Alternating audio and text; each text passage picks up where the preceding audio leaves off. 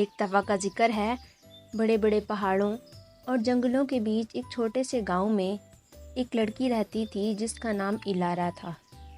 الارا بہت ہی زیادہ رحم دل تھی اور اس کے ساتھ ساتھ وہ سب کے لیے نیک جذبے رکھتی تھی۔ ایک دن جب الارا اپنے گاؤں کے قریبی جنگل میں گھوم پھر رہی تھی اور قدرتی نظاروں سے لطف اندوز ہو رہی تھی تو اچانک ہی وہ درختوں کے جھنڈ کے پاس پہنچی، جہاں پر ایک خوبصورت نرم و نازک روشنی نے اسے اپنی طرف کھینچا۔ وہ جگہ روشنیوں میں نہائی ہوئی تھی۔ جیسے ہی وہ درختوں کے جھنڈ کے اندر داخل ہوئی تو وہاں پر ایک خوبصورت چمکتی ہوئی روشنی اس کے آس پاس منڈلانے لگی۔ وہ حیران تھی، لیکن جیسے ہی اس نے دیکھا تو وہاں پر چھوٹی چھوٹی پریاں تھیں۔ وہاں پر پریوں کی ایک نہایت ہی خوبصورت دنیا آباد تھی۔ ان کے چھوٹے چھوٹے خوبصورت گھر تھے اور وہ تمام نرم و نازک پریاں وہاں پر بیٹھی ہوئی تھیں۔ پریوں کی سردار جو کہ بہت ہی زیادہ دانا اور رحم دل تھی، اس کا نام سیریفینا تھا۔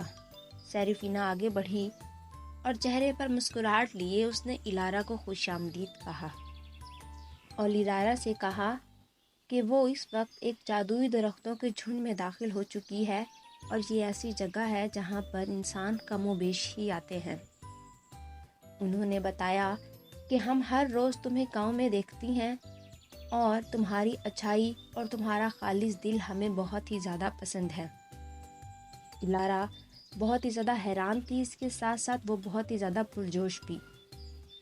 تو پریوں نے اسے بتایا کہ یہ درختوں کا جھنڈ صرف اور صرف جادوئی مخلوقات کے لیے ہے اور ان تمام جادوئی مخلوقات نے الارا کو اپنے محافظ کے طور پر چن لیا ہے اور بدلے میں وہ الارا کو کچھ ایسی خصوصیات دیں گی جیسا کہ وہ جانوروں سے باتیں کر سکے گی اور اس کے ساتھ ساتھ وہ اسے جڑی بوٹیوں سے انسانوں کا علاج کرنا بھی سکھائیں گی۔ الارا نے اپنی اس نئی ذمہ داری کو دل کے ساتھ قبول کیا اور وہ مشکل وقت میں پریوں کا ساتھ دیتی تھی اور جب الارا کو ضرورت ہوتی تھی تو پریاں اس کے کام میں اس کی مدد کروایا کرتی تھیں اور اس طرح سے وہ سب مل کر اس جادوئی درختوں کے جھنڈ اور گاؤں کی حفاظت کیا کرتی تھیں۔ بہت سال گزر گئے اور اس طرح سے الارا اور پریوں کے درمیان میں اب ایک بہت ہی مضبوط تعلق تھا۔ وہ اکثر اوقات بیٹھ کر ایک دوسرے کو کہانیاں سنایا کرتی تھیں اور ایک دوسرے کے ساتھ ہنسی مذاق کیا کرتی تھیں۔ اتنے خوبصورت ماحول پر ایک دن اچانک کالا سایہ چھا گیا۔ دراصل وہاں پر کچھ غنڈے بدماش آ گئے تھے جو اس جنگل کی پرانی لکڑی کاٹ کر اسے استعمال کرنا چاہتے تھے۔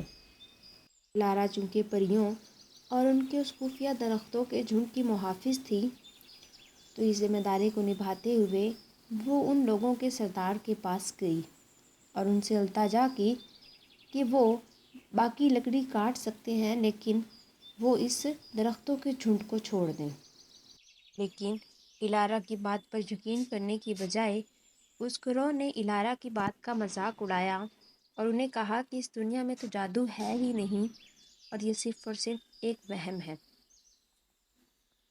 الارا انہیں اپنی بات کا یقین نہ دلا پائی تو اس نے تمام پریوں کی مدد لیتے ہوئے ان کے سردار پر ایک ایسا جادو کیا جہاں پر انہوں نے اسے خواب میں دکھایا اگر وہ اس جادوئی جھنڈ کو تباہ کرے گا تو اسے کس قسم کے خوفناک نتائج کا سامنا کرنا پڑے گا۔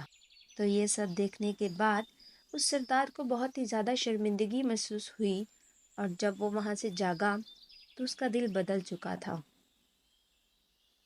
وہ سردار الارا کے پاس گیا اور اس نے الارا اور پریوں سے اپنے کہے اور کیے کی معافی مانگی اور اپنے دوستوں سے کہا کہ وہ لکڑی کاٹنے کا یہ سارا منصوبہ ترک کر دے اور اس طرح سے اب وہ خفیہ درختوں کا جھنڈ محفوظ تھا۔